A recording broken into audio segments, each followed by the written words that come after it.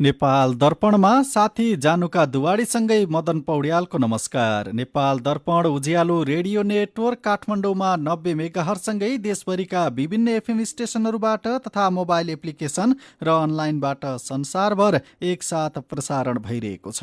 नेपाल दर्पण सुरु गरौँ मुख्य खबरका शीर्षकहरूबाट।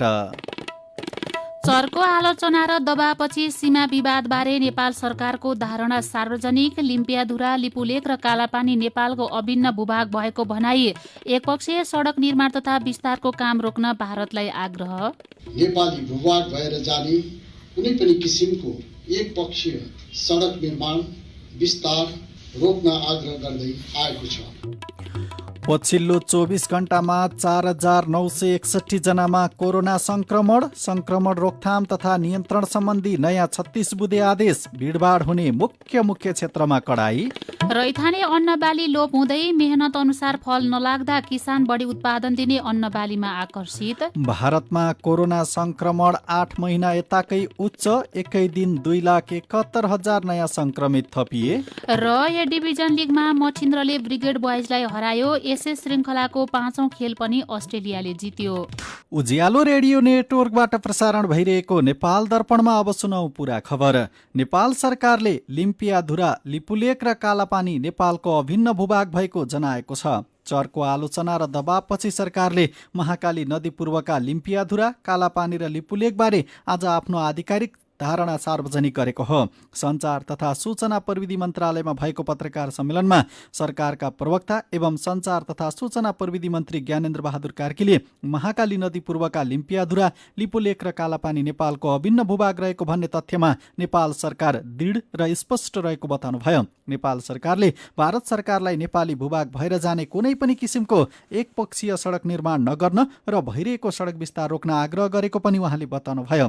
मन्त्री कार्कीले नेपाल र भारतबीच घनिष्ठ र मैत्रीपूर्ण सम्बन्ध रहेको भन्दै ऐतिहासिक सन्धि सम्झौता तथा नक्सा र प्रमाणका आधारमा कूटनैतिक माध्यमबाट सबै खाले विवाद हल गर्न नेपाल सरकार प्रतिबद्ध रहेको उल्लेख गर्नुभएको छ। लिम्पियाधुरा, लिपुलेक र कालापानी नेपालको अभिन्न भूभाग हो भन्ने तथ्यमा नेपाल सरकार दृढ र स्पष्ट छ। नेपाल सरकारले भारत सरकारलाई नेपाली भूभाग भएर जाने कुनै पनि किसिमको एकपक्षीय युनिल्याटरल सडक निर्माण विस्तार रोक्न आग्रह गर्दै आएको छ। दुई देश बीचको सीमा समस्याको समाधान ऐतिहासिक सन्धि सम्झौता, तथ्य, नक्सा र प्रमाणको आधारमा कूटनैतिक माध्यमबाट गर्न नेपाल सरकार प्रतिबद्ध रहिआएको छ। हिजो भारतले नेपालसँगको सीमा विवादबारे आफ्नो अडान यथावत रहेको जनाएको थियो। साथै यसबारेमा नेपाल सरकारलाई जानकारी गराइसकेको काठमाडौँमा रहेको भारतीय दूतावासले विज्ञप्ति निकालेर दाबी गरेको थियो। गएको डिसेम्बर 30मा भारतको हल्दानीमा भएको कार्यक्रममा भारतीय प्रधानमन्त्री नरेन्द्र मोदीले भारतले लिपुलेक हुँदै तिब्बतको मानसरोवर र कैलाश पर्वत पुग्न सहज बनाउन पहल गरिरहेको र सडक विस्तारको काम भइरहेको बताउनु भएको थियो। साथै सन् 2022को अन्त्यसम्म त्यहाँ पक्की सडक बनाउने तयारी भइरहेको अभिव्यक्ति दिनुभएको थियो। भारतीय प्रधानमन्त्री नरेन्द्र मोदीको यो अभिव्यक्तिलाई लिएर यसअघि सत्तारूढ दल काङ्ग्रेस, मुख्य प्रतिपक्षी दल नेकपा एमाले सहितका विभिन्न दलले आपत्ति समेत जनाएका थिए। नेपालमा थप 4,961 जनामा कोरोना भाइरसको संक्रमण पुष्टि भएको छ। पीसीआर र एन्टिजेन गरी 15,131 जनाको नमुना परीक्षण गर्दा थप 4,961 जनामा कोरोना भाइरसको संक्रमण पुष्टि भएको स्वास्थ्य तथा जनसङ्ख्या मन्त्रालयले जनाएको छ। यो संक्रमण दर झण्डै 36% हो। यस्तै गएको 24 घण्टामा 435 जना निको भएका छन्। थप 3 जनाको ज्यान गएको छ। नेपालमा अहिलेसम्म 25,680 जना कोरोनाका सक्रिय संक्रमित रहेका स्वास्थ्य तथा जनसङ्ख्या मन्त्रालयले जनाएको छ। थप 5,43,012 जनाले कोरोना विरुद्धको खोप लगाएका छन्। संक्रमण दरले कोरोनाको बढ्दो जोखिम पुष्टि गरेको भन्दै जनस्वास्थ्यका मापदण्ड अझ कडाइका साथ पालना गर्न स्वास्थ्य मन्त्रालयले आग्रह गरेको छ। नियमित प्रेस ब्रिफिङमा मन्त्रालयका सहप्रवक्ता डाक्टर समीर कुमार अधिकारीले संक्रमण रोकथामका लागि सबैले जनस्वास्थ्यका मापदण्ड पूर्ण रूपमा पालना गर्नुपर्नेमा जोड दिनुभयो। सरकारले कोरोना संक्रमण रोकथाम तथा नियन्त्रण सम्बन्धी नयाँ 36 बुँदे आदेश लागू गरेको छ। कोरोना जोखिम बढेको भन्दै सरकारले मुख्य क्षेत्रमा कडाइसहित 36 बुँदे आदेश लागू गरेको हो। आदेश अनुसार माघ 15 गतेसम्मलाई मनोरञ्जनका क्षेत्र बन्द गर्ने निर्णय भएको छ।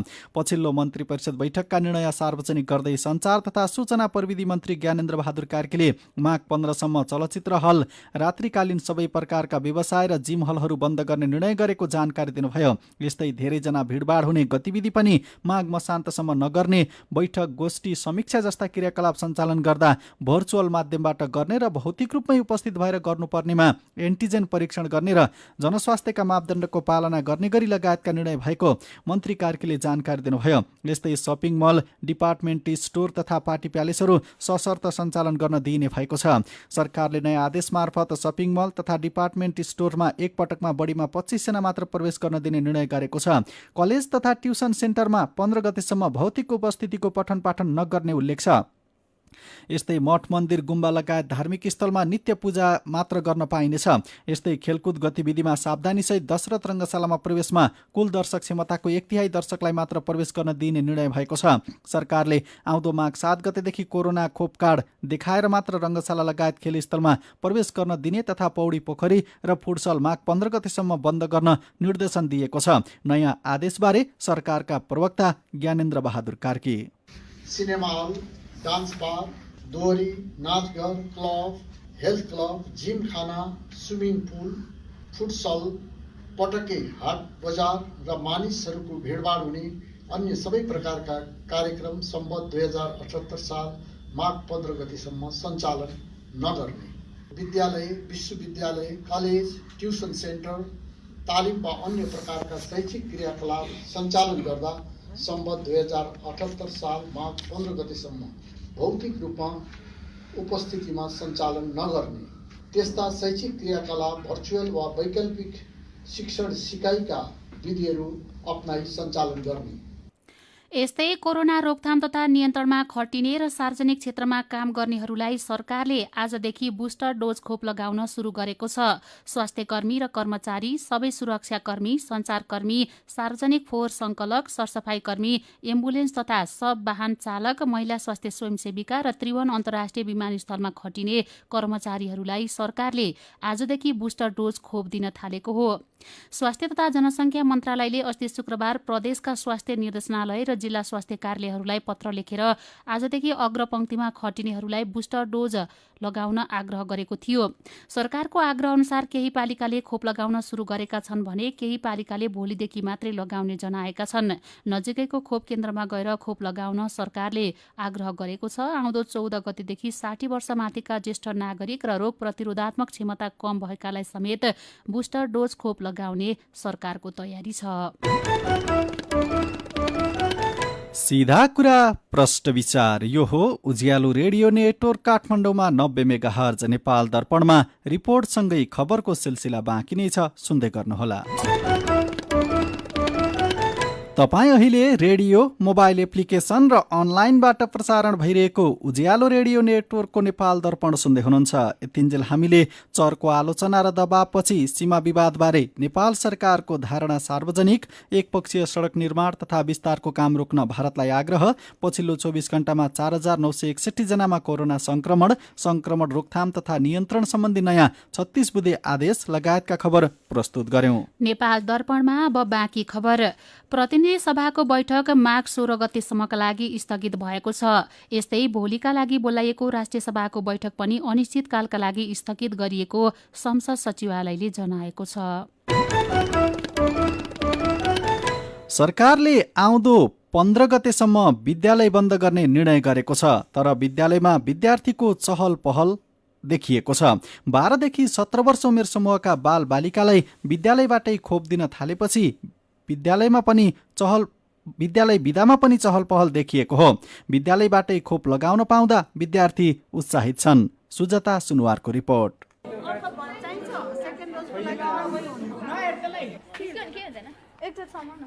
एकदमै खुसी लाग्यो, सुरक्षित महसुस भयो। अरूभन्दा त यस्तो ठुलो संसारभरि फैलिएको कोभिड-19बाट थोरै भए पनि बच्न पाइयो, खुसीको कुरा हो। खोप कार्ड हातमा झुन्ड्याएर खोप लगाएको पाखुरा सुमसुम्याउँदै बाहिर निस्केकी बितिबिष्ट कोरोनाबाट सुरक्षित भइयो भनेर ढुक्क हुनुहुन्छ।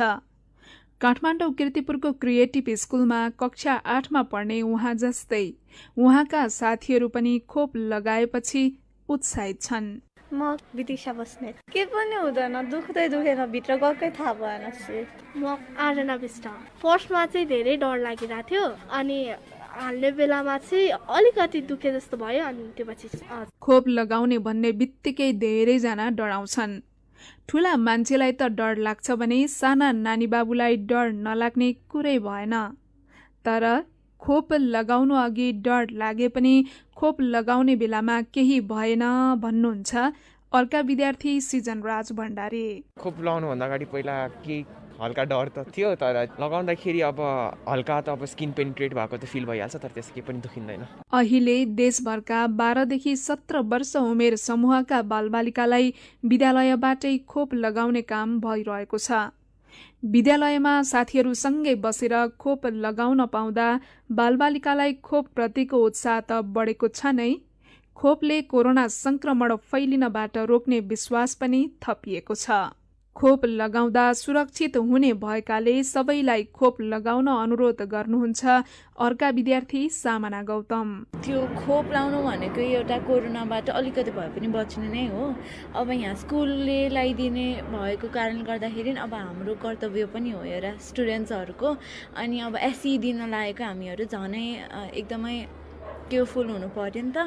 त्यसैले अब यहाँ आएर लाउने, केही हुँदैन, आफू सुरक्षित बन्ने अनि अरूलाई नि सुरक्षित बनाउने। 12 देखि 17 वर्ष उमेर समूहका बालबालिकाले जस्तै 18 वर्ष माथिका अरू नागरिकले पनि नजिकको खोप केन्द्रबाट खोप लगाउन पाउँछन्। सरकारले सार्वजनिक ठाउँमा जाँदा खोप कार्ड अनिवार्य गरेपछि खोप केन्द्रमा घुइँचो बढेको छ। यसअघि खोप नलगाउनेहरूले खोप लगाउन थालेका छन्। खोप लगाइसकेपछि अलिअलि दुखे पनि यसले असर नगर्ने भएकाले ढुक्क भएर खोप लगाउन विज्ञहरूले आग्रह गर्दै आएका छन्। 5000 भन्दा धेरैलाई कोभिड विरुद्धको खोप लगाउनु भएकी नर्स सञ्जिता पोखरेल कार्की। खोप भनेको एउटा हामीले कस्तो हुन्छ नि, भ्याक्सिन हाम्रो एउटा रोगसँग लड्ने क्षमता बढाउनको लागि हो हैन। यो लाउँदाखेरि हामीलाई एकदमै राम्रो हुन्छ। तपाईहरुले यो भ्याक्सिन लाएर डर हुने हो, केही हुने हो, डराउनु पर्ने हाम्रो केही छैन। जस्तै अरू हामीले इन्जेक्सन लाउँछौँ नि, त्यो भन्दा कम मात्रामा दुख्छ। यो कोही मान्छे यदि डराउनु भएको छ, म भ्याक्सिन लाउन जाँदिनँ, यो भ्याक्सिनले केही हुँदैन, यो त्यतिकै हो, कोरोना नलाएपछि पनि केही हुँदैन भन्नेहरू चाहिँ उहाँहरू चाहिँ म चाहिँ प्लिज भ्याक्सिन गरेर लाउनुस् रिक्वेस्ट नै हो।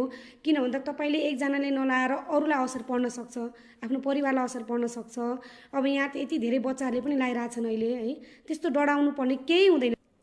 यसैबीच नेकपा माओवादी केन्द्रका अध्यक्ष पुष्पकमल दाहाल प्रचण्डको कोरोना रिपोर्ट नेगेटिभ आएको छ। आज गरिएको पीसीआर परीक्षणमा प्रचण्डको कोरोना रिपोर्ट नेगेटिभ आएको प्रचण्डको सचिवालयले जनाएको छ। गएको पुस 23 गतेको परीक्षणमा कोरोना भाइरसको संक्रमण पुष्टि भएपछि प्रचण्ड आइसोलेसनमा हुनुहुन्थ्यो। रैथाने अन्नबाली लोप हुँदै गएका छन्। मेहनत अनुसारको फल नलाग्दा किसान पछिल्लो समय बढी उत्पादन दिने अन्नबाली तथा तरकारी खेतीमा आकर्षित हुन थालेका छन्। बढी उब्जनी हुने अन्नबाली तथा तरकारी खेतीमा चासो बढेपछि रैथाने बालीको उत्पादन कम हुँदै गएको छ। जलवायु परिवर्तनले उत्पादनमा कमी आएसँगै परम्परागत खेतीमा आकर्षण घट्दै गएको हो। पुराना अन्नबाली फापर, कोदो, जौँ, तिल, भटमास, सिलाम लगायत अन्नबाली वर्षेनी सङ्कटमा परेको पाल्पाको तानसेन नगरपालिका छापकी नरिसरा गाह बताउनुहुन्छ। पहिला 3-4 मुरी कोदो र फापर उत्पादन हुने गरेकोमा अहिले 20-25 पाथी मात्र उत्पादन हुने गरेको बगनासकाली गाउँपालिका 8 का जेम कुमारी हिताङको गुनासो छ। रैथाने बाली हलाउँदै गए पनि माग भने बढ्दै गएको छ। पहिला निकै मेहनतका साथ उत्पादन गरिने भएकोले कोदो, फापर लगायत बाली प्रशस्त उत्पादन हुँदै आएको थियो। खेती किसानी गर्नेहरू घट्दै जानु, जनशक्ति अभाव, जलवायु परिवर्तन र शहरीकरणले गर्दा परम्परागत अन्नबाली लोप हुँदै गएको विज्ञको भनाइ छ। अहिले पुरानो पुस्ताले मात्रै रैथाने बाली, कोदो, फापर, गहुँ लगायत उत्पादन गर्ने गरेका छन्। सीधा कुरा प्रश्न विचार, यो हो उज्यालो रेडियो नेटवर्क काठमाडौँमा 90 मेगाहर्ज, नेपाल दर्पणमा मेरो पनि भन्नु छ सँगै खबरको सिलसिला बाँकी नै छ, सुन्दै गर्नुहोला। विभिन्न रेडियो स्टेशनबाट मेचीदेखि महाकालीसम्म र मोबाइल एप्लिकेसन तथा अनलाइनबाट संसारभरि एकसाथ प्रसारण भइरहेको नेपाल दर्पणमा तपाईँलाई फेरि स्वागत छ। अब बाँकी खबर। प्रधानमन्त्री शेरबहादुर देउवाले राष्ट्रिय भवन संहिताको पूर्ण पालना गरी भवन निर्माण गर्न सबैलाई आह्वान गर्नुभएको छ। प्रधानमन्त्री देउवाले भूकम्प लगायतका विपद जोखिमबाट बस्नका लागि सबैले भवन संहिताको पूर्ण पालना गर्नुको विकल्प नरहेको स्पष्ट पार्नुभयो। 24औं भूकम्प सुरक्षा दिवसको अवसर पारेर आज ललितपुरमा आयोजना गरिएको एक कार्यक्रमलाई भर्चुअल माध्यमबाट सम्बोधन गर्दै उहाँले विपद जोखिम न्यूनीकरणलाई ध्यानमा राखेर पालिका तहले भवन निर्माण गर्दा भवन संहिताको पूर्ण पालना गराउनु पर्नेमा जोड़ दिनुभयो। भूकम्पीय सचेतना सुरक्षित संरचना भन्ने नाराका साथ आज भूकम्प सुरक्षा दिवस विभिन्न कार्यक्रम गरी मनाइएको छ। सर्वोच्च अदालतले प्रधान न्यायाधीश चोलेन्द्र शमशेर जबरा विरुद्धको रिट दरपीट गरिदिएको छ। आज सर्वोच्चका रजिस्ट्रार नारायण पन्थीले अधिवक्ता माधव कुमार बस्नेतले दायर गर्नुभएको रिट दरपीट गरिदिनु भएको हो। प्रधान न्यायाधीश जबरा विरुद्ध अधिवक्ता बस्नेतले सर्वोच्च अदालत समेतलाई विपक्षी बनाई पेश गर्नुभएको रिट रजिस्ट्रार पन्थीले सर्वोच्च अदालतको क्षेत्राधिकारमा नपर्ने भन्दै दरपीट गरिदिनु भएको हो। नेपालले अफगानिस्तानलाई मानवीय सहायता सामग्री प्रदान गरेको छ। नेपाली नागरिकका तर्फबाट प्रदान गरिएको मानवीय राहत सामग्री परराष्ट्र मन्त्रालयका सहसचिव सेवा लम्साले आज दिउँसो काबुलमा रहेको हमिद कारजाई अन्तर्राष्ट्रिय विमानस्थलमा आयोजित एक समारोहमा अफगानिस्तानमा रहेको संयुक्त राष्ट्रसङ्घका महासचिव उपविशेष प्रतिनिधि डाक्टर रामिज अलकबरोभलाई हस्तान्तरण गर्नुभएको हो। संस्कृति पर्यटन तथा नागरिक उड्डयन मन्त्री प्रेमबहादुर आलेले पशुपतिनाथ क्षेत्र परिसरमा बनाइएको धर्मशालामा अनुमति नलिकनै काम गरेको पाइएको बताउनु भएको छ। बतास समूहले व्यवस्थापनको जिम्मेवारी लिएको धर्मशालाको आज अनुगमनपछि मन्त्री आलेले धर्मशालाका कतिपय कोठाहरू निजीलाई दिएको र कतिपय कामहरू पशुपति क्षेत्र विकास कोषसँग अनुमति नलिकनै गरेको पाइएको बताउनुभयो। काठमाडौँबाट पोखराका लागि उडेको गुड एयरलाइन्सको जहाजमा प्राविधिक गडबडी भएको छ। जहाज पुनः काठमाडौँ फर्काइएको छ। इलामको सूर्योदय नगरपालिका 4 अन्तुमा रहेको अन्तु भ्याली टी कारखानामा आगलागी भएको छ। दिउँसो 3 बजेदेखि सुरु भएको आगलागीको कारण खुलेको छैन। आगो निभाइसकेपछि मात्र क्षतिको विवरण आउने जिल्ला प्रहरी कार्यालय इलामले जनाएको छ। कारोबार हुने हप्ताको पहिलो दिन आज शेयर बजार 69 अङ्कले बढेको छ। शेयर बजार परिसूचक नेप्से आज 69 अङ्कले बढेर 2926.74 बिन्दुमा पुगेको हो। आज कारोबार भएका कम्पनी मध्ये 167 वटाको मूल्य बढेको छ। मेरो पनि भन्नु छ। राजस्व नतिरी अमेरिका भाग्न लागेका क्यासिनो सञ्चालक विमानस्थलमै रोकिएका खबर उज्यालो अनलाइनमा पढेर वसन्त सापकोटा लेख्नुहुन्छ। एकदमै साहसी काम। पहिला पहिला यस्ता व्यक्तिहरू कति भागे होलान्, कति भगाइए होलान् अनि कति लुकिरहेका पनि होलान्। यस्ता पक्षमा पनि सरकारको ध्यान गए हुने थियो। नेपालले अफगानिस्तानमा मानवीय सहायता सामग्री पठाएको विषयमा कल्याण र दीपक बस्नेत प्रश्न गर्दै लेख्नुहुन्छ। यस्तै समाचार हुम्ला र जुम्लाका बारेमा पनि हेर्न र पढ्न कहिले पाइएला, यसतर्फ पनि सरकारले सोचिदिए हुने थियो। 24औं राष्ट्रिय भूकम्प सुरक्षा दिवसको बारेमा युवराज मिश्रको प्रतिक्रिया छ। यो दिवसले जगाएको चेतनाले सबै भौतिक संरचनाहरू भूकम्पबाट क्षति नहुने मापदण्डका बनुन्, जसले हामी सुरक्षित छौं भनेर भरोसा गर्न पाइयोस्। आजदेखि बुस्टर डोज खोप दिन थालेको विषयमा नुवाकोटबाट पशुपति जीसी सुझाव दिँदै लेख्नुहुन्छ। यहाँ पहिलो पटकको खोप समेत पाइएको छैन। सरकारले खोप पाउन बाँकी रहेकाको संख्यातर्फ पनि ध्यान दिए हुने थियो। अनि सुर्खेतको वीरेन्द्रनगरमा निसासिएर एकै परिवारका 4 जनाको ज्यान गएको खबरमा विष्णु थापा छेत्रीको प्रतिक्रिया छ। कर्णाली प्रदेशमा यस्ता खालका घटना प्राय भइरहेको हुन्छ। कर्णालीका हरेक टोल, ओडा, गाउँ र समाजमा कोइला हिटर बालेर न्यानो बनाउँदा अपनाइने सावधानीका बारेमा जनचेतना जगाउनतर्फ पालिकाले योजना बनाएर शुरू गरे हुने थियो। विचारका लागि तपाईंलाई धन्यवाद। मेरो पनि भन्नु छ। मेरो पनि भन्नु छ प्रस्तुत गर्दै हुनुहुन्थ्यो साथी दिपा तिमल सिन्हा। नेपाल दर्पणमा अब एउटा विदेशको खबर। भारतमा कोरोना संक्रमण 8 महिना यताकै उच्च भएको छ। पछिल्लो 24 घण्टामा थप 2,71,202 जना कोरोनाका नयाँ संक्रमित थपिएका हुन्। परीक्षण गरिएका मध्ये 16.28% लाई कोरोना पोजिटिभ देखिएको भारतको केन्द्रीय स्वास्थ्य तथा परिवार कल्याण मन्त्रालयले जनाएको छ। अहिले भारतमा 7,743 जना नयाँ भेरिएन्ट ओमिक्रोनका संक्रमित रहेका छन्। नेपाल दर्पणमा अब खेल खबर। शहीद स्मारक ए डिभिजन लिग फुटबलमा शीर्ष स्थानको मछिन्द्र फुटबल क्लबले ब्रिगेड बॉयज क्लबलाई फराकिलो अन्तरले हराएको छ। आज काठमाडौँको त्रिपुरेश्वरमा रहेको दशरथ रङ्गशालामा भएको खेलमा मछिन्द्रले ब्रिगेड बॉयजलाई 4-0 गोल अन्तरको फराकिलो अन्तरले हराएको हो। मछिन्द्रका विमल घरती मगरले 2 तथा रेजिन सुब्बा र अभिषेक रिजालले 1-1 गोल गरे, जिसँगै मछिन्द्रले 9 खेलमा 23 अङ्क जोडेको छ। मछिन्द्रले लिगमा 4 अङ्कको अग्रता बनाएको छ। दोस्रो स्थानमा रहेको मनाङ मर्स्याङदीको 19 अङ्क छ। ब्रिगेड 9 खेलमा 6 अङ्क जोडेर 12औं स्थानमा रहेको छ।